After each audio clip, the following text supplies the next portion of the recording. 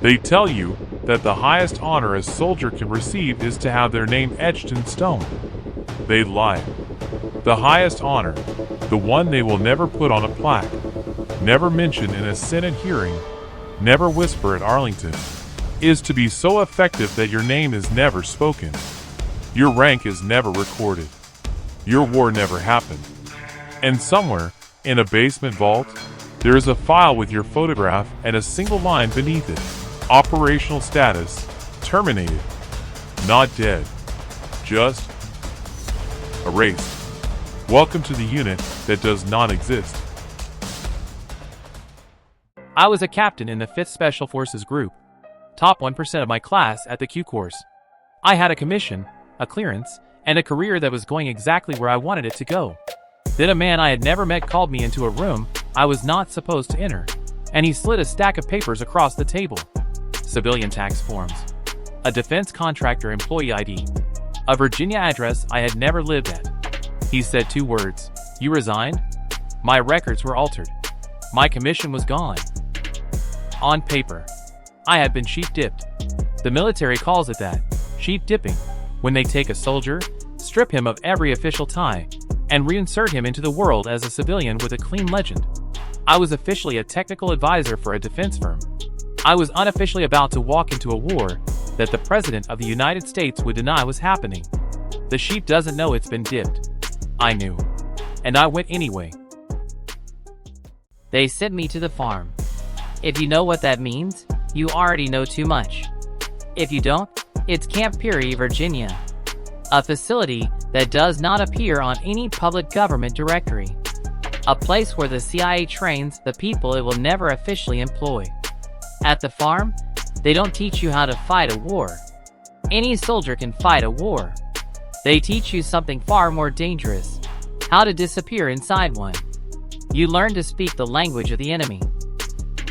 Not with an accent, but with the memory of someone who grew up using it.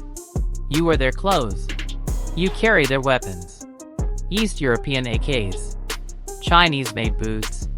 You learn to pick a lock in 11 seconds. To build an ID from materials you can buy at any market in Hanoi. To drive a car into a crowd and walk away looking like a witness. They are building a ghost. And the ghost they are building is you. By the time you leave the farm, your original self is already a memory. You are being prepared for what they call the third option. Diplomacy has failed. The military is too loud. You are what is left.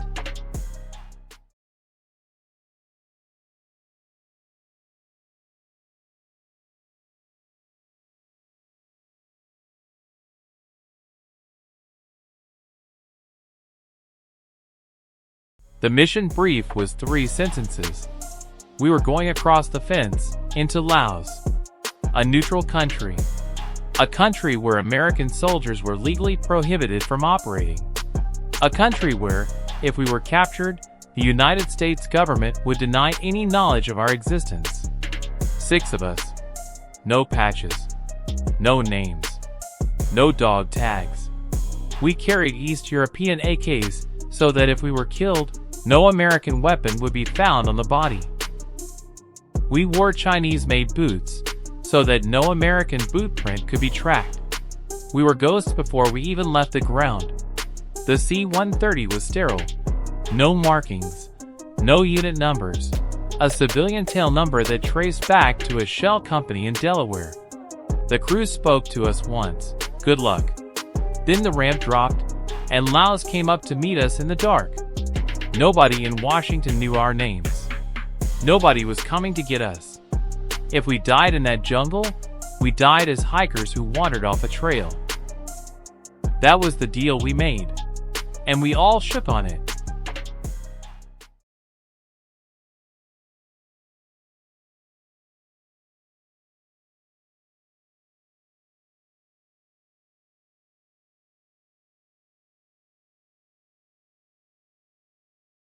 The summit of Phao Pha Thi, Lima Site 85.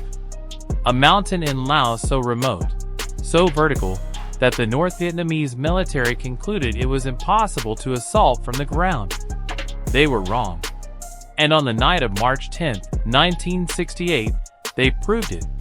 We had a 1-0, a team leader named Jimmy, Master Sergeant, 22 years in. The kind of man who could read a firefight the way a conductor reads a symphony.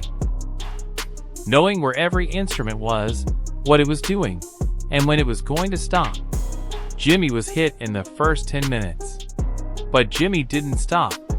Bleeding from the shoulder, he stayed on the ridge line directing fire with a signal mirror and a suppressed weapon, buying time for the rest of the team to reach the extraction hoist.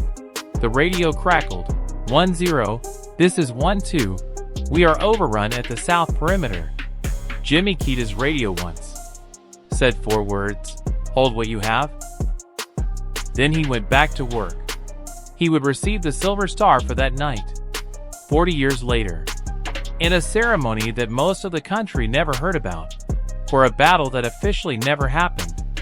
This was the single worst ground loss in Air Force history. According to Washington, it did not occur.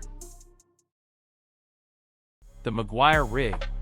If you have never seen one, imagine a 150-foot rope hanging from a helicopter, with a loop at the end just large enough for a man to put under his arms and pray.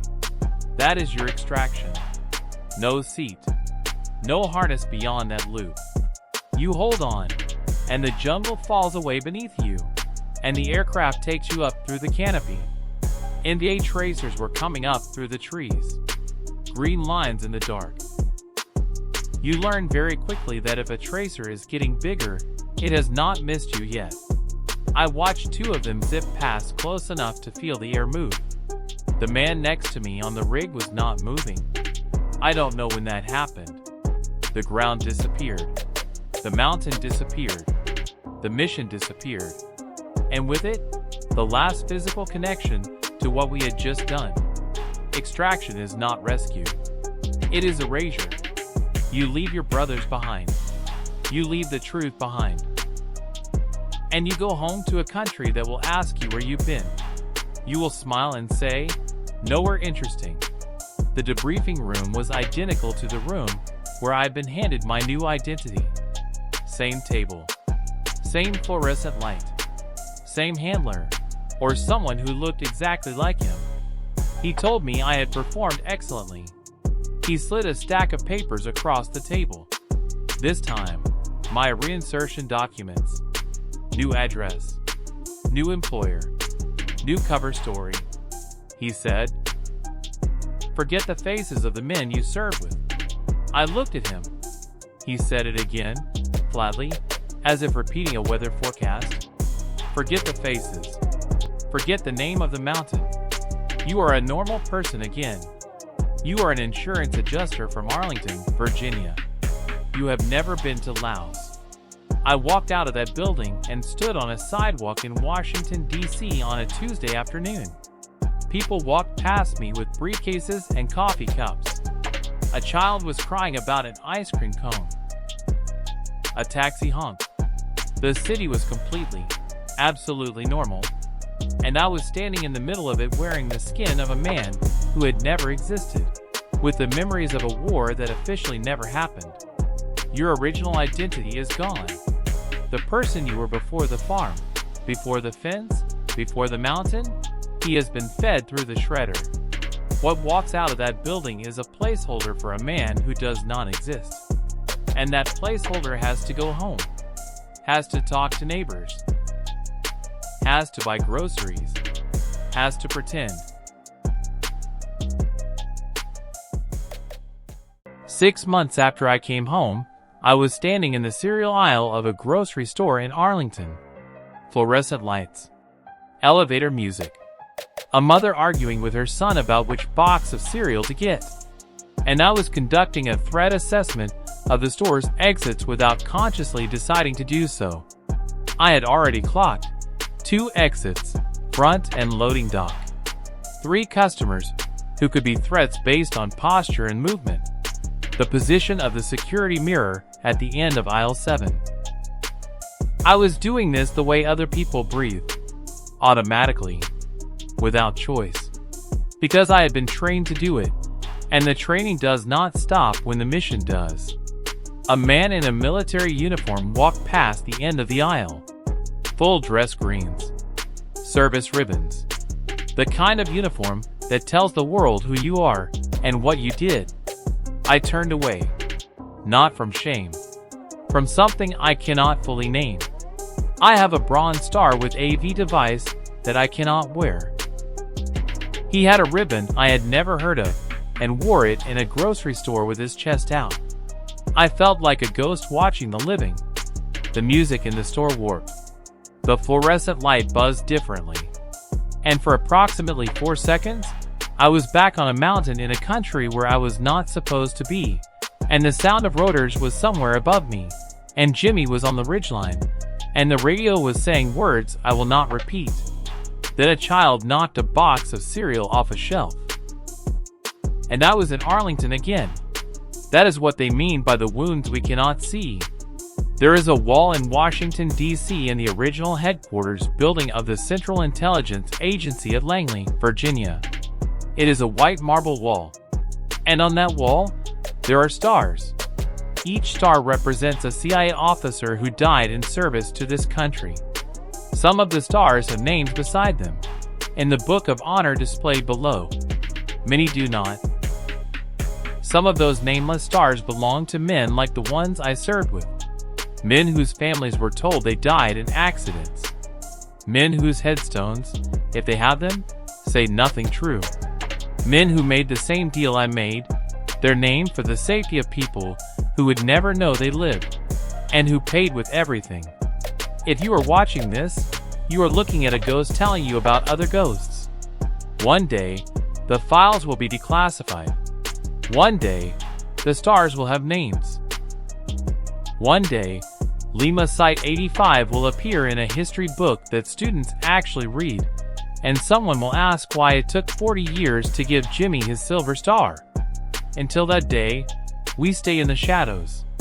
Not because we are ordered to, but because that is the only place left where the truth is still intact. For those who served in the units that have no name, you know who you are, even if no one else ever will.